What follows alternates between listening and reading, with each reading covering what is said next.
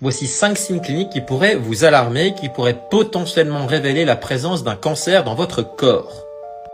De manière commune pour la plupart des cancers, il y a une règle qui fonctionne plutôt pas mal, c'est la règle des 3 A.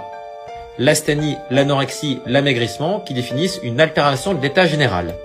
Alors l'asthénie, c'est le fait d'être fatigué, mais c'est pas une fatigue standard, c'est-à-dire que vous êtes fatigué de manière constante, même si par exemple vous passez une bonne nuit, vous avez cette sensation de fatigue permanente. L'anorexie induite par le cancer est encore différente de l'anorexie mentale où il y a une auto-restriction alimentaire de la part des patients. Là, dans le cadre d'un cancer, c'est plus un dégoût un peu constant des aliments. Et enfin, l'amaigrissement, c'est une perte de poids inexpliquée chez vous. Aucune pathologie évidente retrouvée, pas de régime alimentaire introduit, etc. Donc déjà, si vous présentez ces 3 signes cliniques qui sont en plus ensemble, il faut absolument les consulter.